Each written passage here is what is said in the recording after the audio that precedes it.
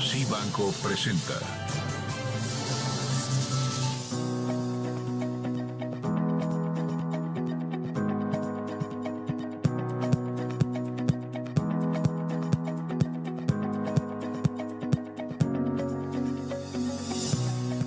Director general de Cifondos, Juan Musi, en este jueves 14 de marzo.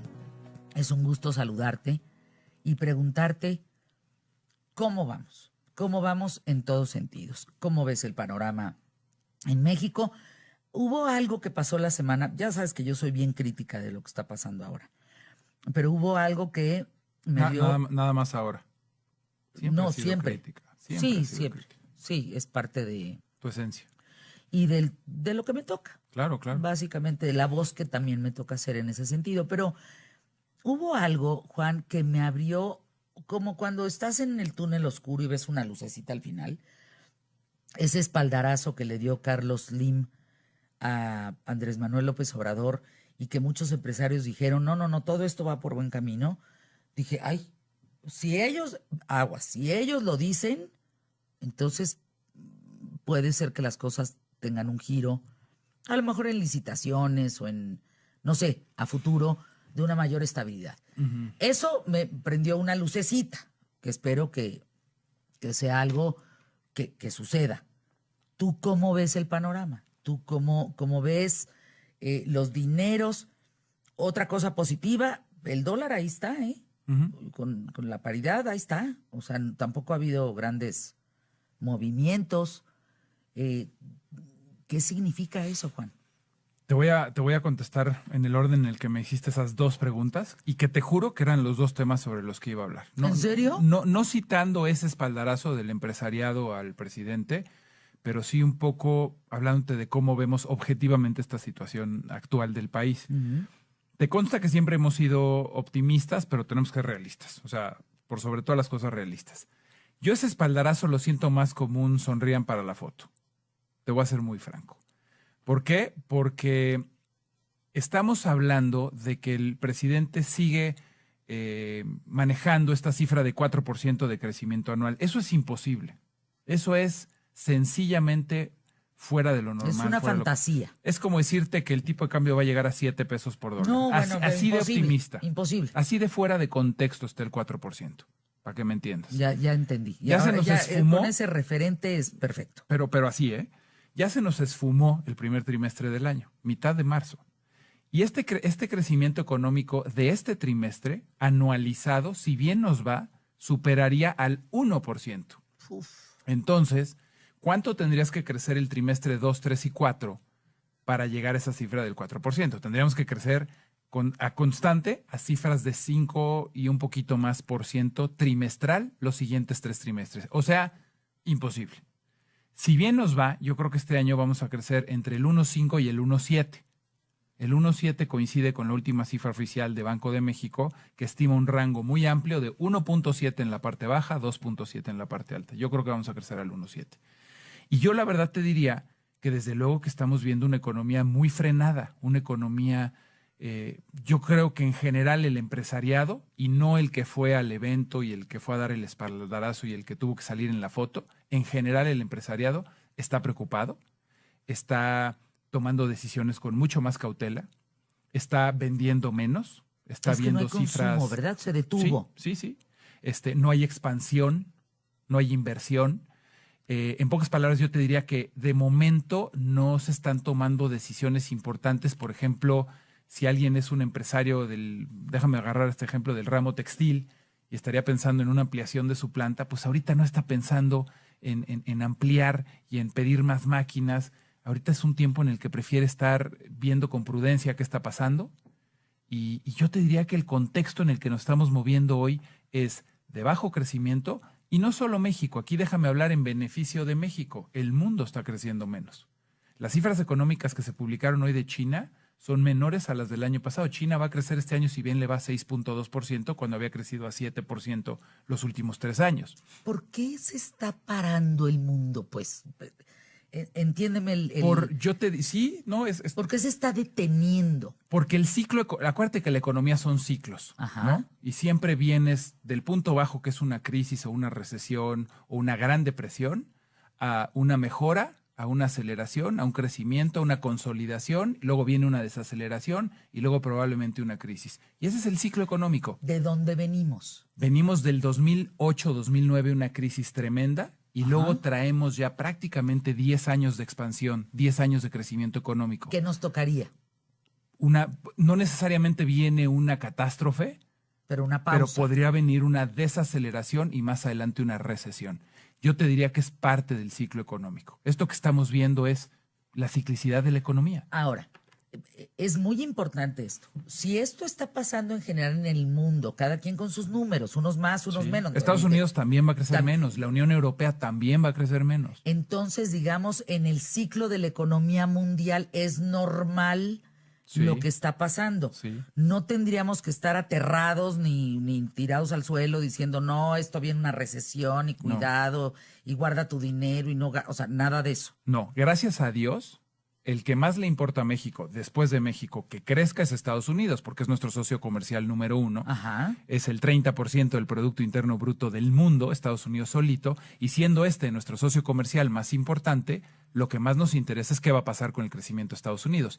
Estados Unidos va a tener un año, en términos de crecimiento para ellos, va a ser de nuevo fantástico. Ya no va a ser el 3% del año pasado, que para ellos fue extraordinario, Fer, pero va a ser un 2.5%. Esa es una muy buena noticia para México. Pese que va a crecer menos Estados Unidos, pero va a seguir siendo extraordinario el crecimiento de Estados Unidos. Entonces, nuestro sector exportador podría estar con una calma relativa de que nuestro mayor socio comercial va a seguir creciendo muy sólido, menos que el año pasado, pero bien. El otro día me dice alguien, no. A ver, tú no estás entendiendo, Fernanda. Lo que pasa es que todavía traemos el impulso positivo del crecimiento, de todo lo bonito que venía sucediendo. Todavía no nos ha llegado la de malas. Y digo, no, me parece que los empresarios no pueden estar pensando así. Si piensan así, son ellos los que eventualmente nos pueden llevar a una crisis. Claro. Porque sacan el dinero y lo que ganan afuera no lo traen de regreso, bajan las plazas de empleos, en fin. ¿No será ellos los que pueden provocar al cabo un desajuste por pensar así? Pero mira, la mula no era arisca, como dice el dicho. Yo creo que aquí lo que tiene que darse es este círculo virtuoso en donde todo empieza porque el gobierno te mande las señales correctas. No estoy diciendo que el gobierno a los empresarios ni les dé ni les regale nada, simplemente que les dé las condiciones correctas para poder trabajar, para poder hacer su trabajo. ¿Cuáles son esas condiciones correctas? Te voy a decir qué es lo que ha pasado, que ha minado esta confianza del empresariado. La cancelación del aeropuerto, la degradación de 2 niveles en la calificación de la deuda de Pemex, la perspectiva negativa ahora en la calificación de riesgo soberano de la deuda mexicana. Todas estas cosas, y cité algunas, me faltan los bloqueos en Michoacán que impidieron o que pararon a la economía, no solo del estado, del país. Había ahí miles de millones de dólares en contenedores atorados por 20 maestros. Se echaron a perder. El tema laboral, ¿cuántas empresas tuvieron que salirse de Tamaulipas, de Matamoros, por el tema de las huelgas en donde demandaban aumentos de 20% y bonos de 32,000 pesos alebrestados por un lidercillo ahí que los echó a andar? Que lo esposas y lo llevas a la cárcel. Esos señores ya perdieron su trabajo. Entonces, cada uno de estos eventos que te he marcado han minado, han deteriorado, así como hay un indicador que mide la confianza de los consumidores. ¿Las calificadoras? En este caso, las calificadoras es lo que están observando. Y a todo esto súmale un menor crecimiento global. Si el país crece menos, el país recauda menos. Entonces también tienes menos dinero del presupuesto para maniobrar con todos los programas sociales que ya se... No, pues eso sí es un caos, te voy a decir por qué. Lo que yo entiendo, acuérdate que yo no soy picuda como tú. Lo que entiendo como Eres mamá, picuda, pero para otras cosas. Exacto. Así es. Por eso No, nos sí eres complementamos picuda. re bien. Pero entiendo como profesionista, como mamá, como manejando una casa, como, en fin, como lo que me engloba. Si tú regalas mucho dinero en una asistencia social, es porque tienes tal recaudación de dinero.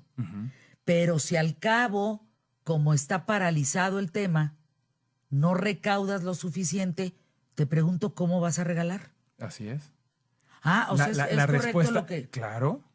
La respuesta es que si este crecimiento y la recaudación se te cae, una de dos, o dejas de regalar o le bajas a los regalos, o endeudas al país para seguir regalando.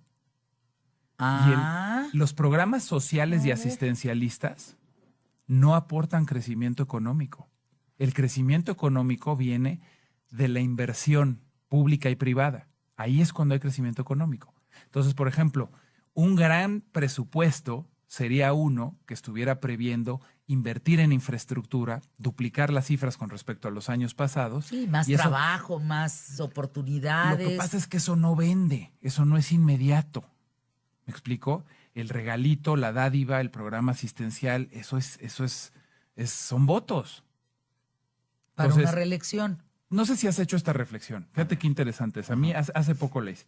México en los 70s vivíamos prácticamente de Pemex. Explotábamos y sacábamos 3 veces más de lo que sacamos hoy, ¿no? Ujú. La economía estaba en los 70s en un 90% petrolizada. El Estado era muy rico. Vendíamos el petróleo arriba de $100. ¿Qué tal estaban los programas asistenciales y sociales No, en a los todo 70s? dar. A todo lo que da. A todo. ¿Qué pasó cuando Pemex se fue haciendo chica, Pemex se fue haciendo obsoleta, el petróleo dejó de ser la actividad primaria del Y país? una crisis. Gracias a Dios el país se logra diversificar y hoy somos 90% manufactura, servicios y exportaciones y ya no petróleo. No, si no nos hubiéramos ido al hoyo. Pero fíjate, antes los programas asistenciales y sociales venían de Pemex. Hoy la que más ayuda necesita es Pemex. Fíjate qué grueso. Sí, sí, Pemex sí, sí. mantuvo a este país durante décadas. Y hoy Pemex está al borde de la quiebra, al borde de ser degradada Eso significa a bono mucho. chatarra. Entonces, vuelvo y con esto concluyo. Si las condiciones el gobierno las pone para que haya estabilidad macroeconómica, pues los empresarios van a seguir pidiendo prestado. Ahorita un empresario no quiere pedir un crédito porque le da miedo que la tasa de interés se vaya al doble. Entonces se detiene. Claro. Como en todo el mundo, nada más aquí tienes unos moñitos y zapatitos, por decirlo así, tienes más garigol, tienes más adorno Sí. para que aquello pueda ser más complicado. Pero para que el motor de la economía siga trabajando, Queda claro. hay cosas que son inamovibles, Fer. El tipo de cambio, la inflación, las tasas de interés. Si deterioras eso, este círculo virtuoso que te da el crecimiento económico y que detonaría empleos, consumo, bienestar, etcétera, etcétera, se paraliza. Entonces, yo lo que quiero decirte, un poco como conclusión, es ojalá, y por ejemplo, Ajá. en el tema de la refinería, que ha sido la más reciente controversia, ojalá y se haga lo que está recomendando la Secretaría de Hacienda y no lo que está diciendo la Secretaría de Energía. La Secretaría de Hacienda está diciendo, ese dinero que íbamos a usar para Dos Bocas, lo deberíamos de usar para curar a un paciente que está en terapia intensiva con signos vitales muy preocupantes, que es Pemex. Para eso deberíamos de utilizar ese dinero, para que la hoja de balance ¿Y de Pemex Rocío se vea Nale mejor. qué dice? Refinerías, hay que hacer refinerías. A O sea, los 70, volver a los 70. Volver a los 70, por un tema de orgullo nacional malentendido, porque ni siquiera hacen falta las refinerías. Hay capacidad de refinación subutilizada en Texas. Y nos pueden refinar el crudo en Texas más barato de lo que lo haríamos nosotros, pero estamos ahora encaprichados en hacer una refinería, por ejemplo. Sería una muy buena señal para el mercado No que hacerla. ese dinero Exacto. se ocupara en sanear a Pemex, en que se viera mejor la hoja de balance. Y con esto concluyo. Yo sigo viendo que los mexicanos, hoy que están preocupados, deben de hacer una diversificación de 70% en pesos y 30% en dólares. Me dirás, oye, ¿por qué tan poquito en dólares después de No, estas bueno, preocupaciones? Porque la tasa en pesos es buenísima. Porque el retorno en ese 70% supera el 8%. Entonces, hace sentido que en el 70% de tu patrimonio inviertas a tasas superiores al 8% y que el otro 30% lo pongamos a trabajar en fondos, en inversiones en dólares, no en dólares bajo el colchón.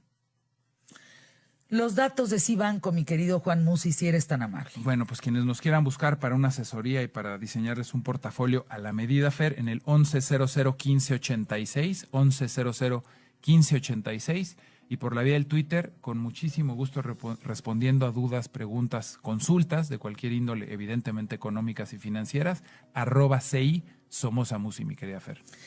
Es un deleite escucharte. Gracias por estar Igualmente, con nosotros Fer, aquí en gracias los a ti. micrófonos de ¿Qué tal, Fernanda? A mí me han linchado por muchas cosas, tú. Pero por una específicamente que tiene que ver con la reelección de Andrés Manuel López Obrador. Porque lo he dicho desde un principio, desde antes de que tomara protesta como presidente.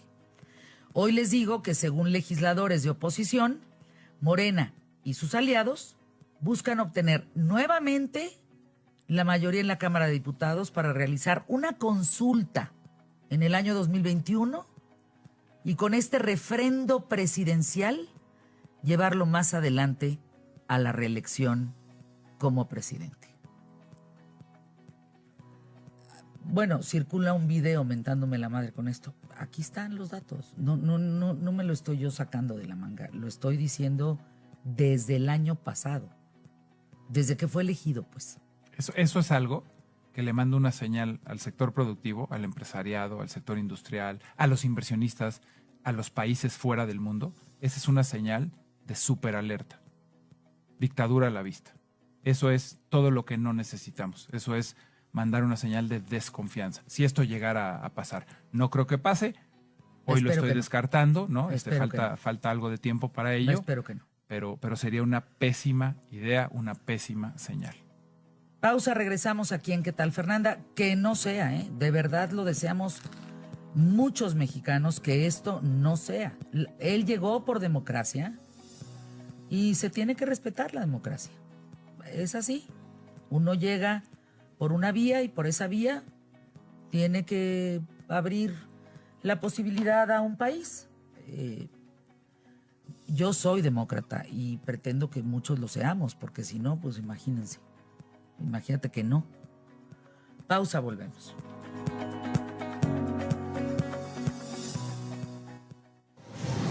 Cibanco presentó